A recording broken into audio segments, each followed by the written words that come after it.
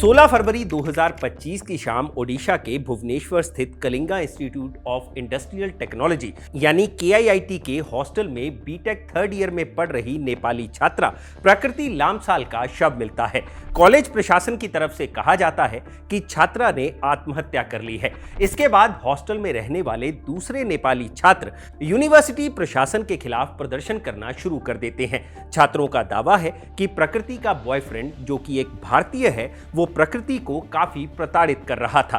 प्रदर्शन कर रहे छात्रों ने यहां तक दावा किया कि शिकायतों के बाद भी यूनिवर्सिटी ने आरोपी छात्र के खिलाफ कोई कार्रवाई नहीं की। हंगामा तेज हुआ, फिर मृतका के चचेरे भाई की शिकायत पर पुलिस ने आरोपी भारतीय छात्र को गिरफ्तार कर लिया। लड़के के खिलाफ आत्महत्या के लिए उकसाने का मामला दर्ज किया गया है।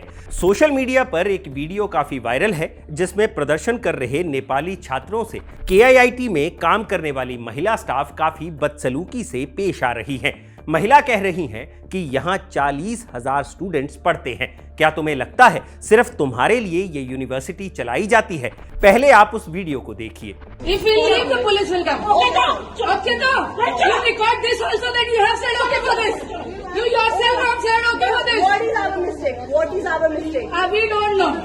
We don't know what is your mistake. We just know that you command us to take this action. We need official. You are busy. You are busy. You are not safe here. You are not safe here. छोड़ो तुम्हारे embassy, चलो तुम्हारे embassy तुम्हारे embassy यहाँ पे क्यों ना जाए? पढ़ाई करोगे अच्छे से, कैरियर बनाओगे। कोई कर रहे हो कुछ करने से पहले तो अपने एम्बेसी को भी कर रहे हो। तुम एम्बेसी कितना निष्क्रिय है तुम लोग के लिए? इन्फॉर्म किया करते हैं हमारे एम्बेसी को। आप लोग एम्बेसी कितना नहीं कि तुम लोग अच्छे से पढ़ाई करोगे। कॉलेज में रक्षा क्रिएट कर ये हमारे 30 साल तुम लोगों ने परेशान किया हमें। 30 साल का यूनिवर्सिटी है, हमने तुम्हें समझाया। 40,000 बच्चे हैं। तुम लोग को लग रहा है कि for you students university runs. 40,000 बच्चे पढ़ते हैं। 4 लाख बच्चे पढ़ के गए मेरे इंस्टीट्यूट से। आज तक मैंने ऐसा बैच नहीं देखा। किसी के समझा रहे हैं तुमको। नेपाल की संसद में विपक्षी दलों ने खूब हंगामा किया। इसके बाद नेपाल के प्रधानमंत्री KP शर्मा ओली ने हस्तक्षेप किया। मामले के तूल पकड़ने के बाद यूनिवर्सिटी के वाइस चांसलर की तरफ से एक माफीनामा भी जारी किया गया। इस पूरे मामले में विवाद के बाद KIIT यूनिवर्सिटी काफी चर्चा में है। अब आपके मन में सवाल उठ रहा होगा कि हमने IIT तो सुना है, लेकिन ये KIIT क्या है? तो चलिए आज आपको KIIT के बारे में बताते हैं और जानते हैं इसके फाउंडर की पूरी कहानी, जिनका रिश्ता साल 2024 तक संसद की सीढ़ियों तक से था। नमस्कार, मेरा नाम है भूपेंद्र सोनी और आप देख रहे हैं खबर गांव।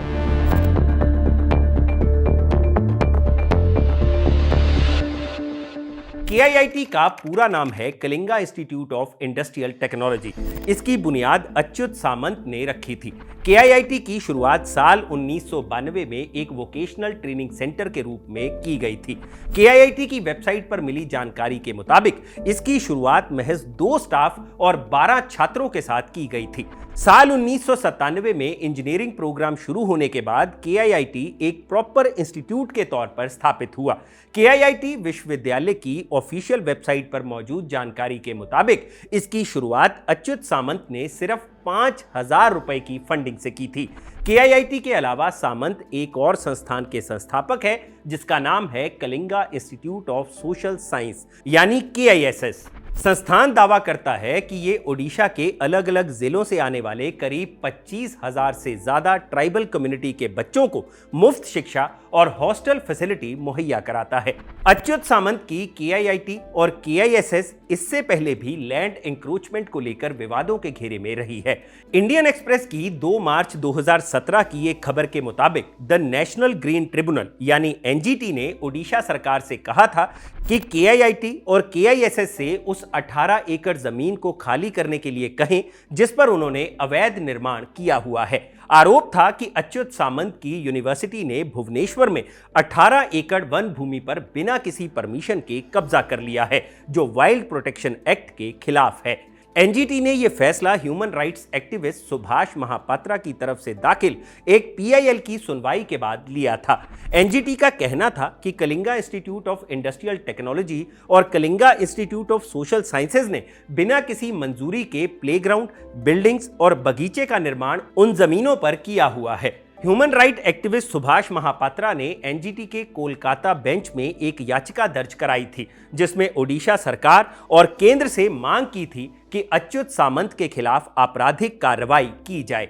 अच्युत सामंत का Kalinga institute of social sciences उस वक्त भी काफी चर्चा में था जब चाइल्ड वेलफेयर कमेटी ने स्कूल की हालत को लेकर एक रिपोर्ट प्रकाशित की थी। 2017 को हिंदुस्तान टाइम्स में छपी इस खबर के मुताबिक चाइल्ड वेलफेयर कमेटी ने कलिंगा इंस्टीट्यूट ऑफ साइंसेज को लेकर एक रिपोर्ट जारी की थी, जिसमें कहा गया था कि इंस्टीट्यूट में बच्चों के लिए रहने की जगह काफी कंजस्टेड है, हॉस्टल के कमरों में वेंटिलेशन नहीं है, हॉस्टल में बच्चों को जो खाना दिया जाता है वो पौष्टिक नहीं होता है, पर्याप्त संख्या में टॉयलेट सुविधाएं भी नहीं हैं, जितने भी बाथरूम और टॉयलेट्स हैं उनमें कई टूटे पड़े हैं जिन्हें रिपेयरिंग की सख्त जरूरत है, सफाई के लिए हफ्ते में एक बार ही स्वीपर आता है, टॉयलेट्स की सफाई स्टूडेंट्स को खुद करनी पड़ती है। हिंदुस्तान टाइम्स में छपी खबर के मुताबिक चाइल्ड वेलफेयर कमेटी की रिपोर्ट बताती है कि छात्रों को सुबह 7 बजे चूड़ा यानी फ्लैटेंड राइस और चीनी दिया जाता है, फिर ये छात्र स्कूल के लिए रवाना हो जाते हैं।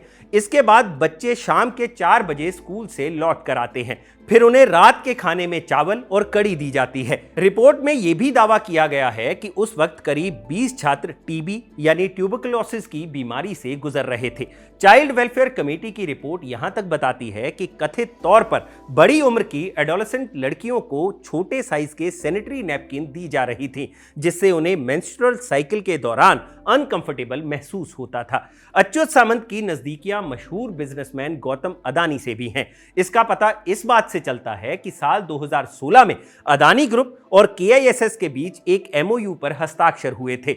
इस एमओयू में अदानी ग्रुप ने केआईएसएस को फाइनेंशियल सपोर्ट देने का वादा किया था, जिसके तहत ओडिशा की अलग अलग जगहों पर 8 से 10 अडानी और केआईएसएस रेजिडेंशियल स्कूल की नींव रखने की बात की गई थी। साल 2020 के जनवरी महीने में अडानी केआईएसएस रेजिडेंशियल स्कूल मयूरभंज की शुरुआत ओडिशा के तत्कालीन मुख्यमंत्री नवीन पटनायक के हाथों की गई थी। स्कूल इनॉग्रेशन समारोह में नवीन पटनायक के साथ साथ गौतम अडानी और अच्युत सामंत भी शामिल थे।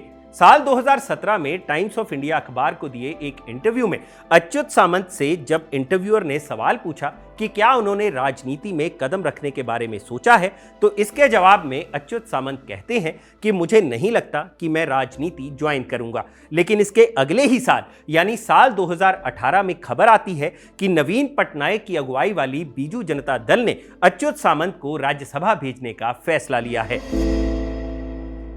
लेकिन एक चीज जो यहां पर ध्यान देने वाली है वो ये है कि उन्होंने साल 2018 में राज्यसभा की राह चुनी, लेकिन 2017 में ही यानी उससे महज 1 साल पहले एनजीटी का वो ऑर्डर आया था, जिसके बाद उनसे वो जमीनों का अधिग्रहण वापस लेने की बात की गई थी।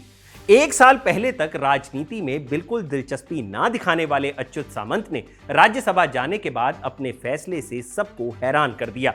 उस वक्त मीडिया में छपी रिपोर्ट्स में राजनीति के जानकार ये कयास लगा रहे थे कि आगामी लोकसभा चुनाव में ट्राइबल वोटर्स को खुश करने के लिए नवीन पटनायक ने अच्युत सामंत को राज्यसभा भेजा है, क्योंकि ओडिशा में ट्राइबल कम्युनिटी के लोग इन्हें मसीहा की तरह देखते हैं। साल 2019 लोकसभा बिल्कुल करीब आ चुका था। नवीन पटनायक ने ओडिशा के कंधमाल लोकसभा सीट से उन्हें उम्मीदवार बना दिया। कंधमाल वो लोकसभा सीट है जहां के करीब 50% वोटर्स ट्राइबल कम्युनिटी से ताल्लुक रखते हैं।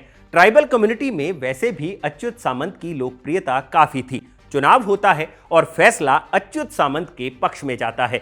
इस तरह अच्युत सामंत राज्यसभा सीट को छोड़कर लोकसभा पहुंच जाते हैं। इसके बाद आता है साल 2024 का लोकसभा चुनाव।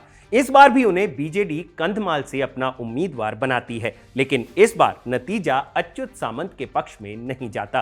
बीजेपी के सुकांत कुमार पनीग्रही करीब 21,371 वोटों से सामंत को हरा देते हैं। लोकसभा चुनाव में मिली हार के बाद अच्युत सामंत राजनीति से रिटायरमेंट का फैसला लेकर सबको चौंका देते हैं। रिटायरमेंट की घोषणा के बाद मीडिया में छपी खबर के मुताबिक सामंत कहते हैं, पिछले 32 सालों से मैं जो एक्टिविज्म का काम करता आया हूं उसे ही आगे बढ़ाऊंगा।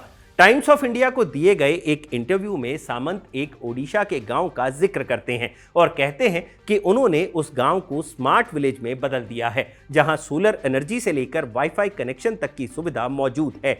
इसी इंटरव्यू में वो बताते हैं कि 4 साल की उम्र में उनके पिता का देहांत हो गया था। तब से लेकर 25 साल की उम्र तक उन्हें काफी संघर्ष करना पड़ा।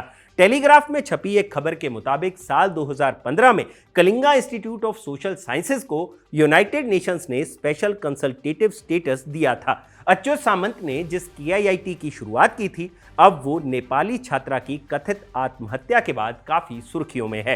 यूनिवर्सिटी प्रशासन के रवैये से वहां पढ़ रहे नेपाली छात्र काफी नाराज हैं। हालांकि यूनिवर्सिटी प्रशासन ने माफी मांग ली है। KIIT के संस्थापक अच्युत सामंत की यह कहानी आपको कैसी लगी, हमें कमेंट सेक्शन में जरूर बताएं और ऐसे ही और वीडियोस के लिए सब्सक्राइब करें खबरगांव। शुक्रिया।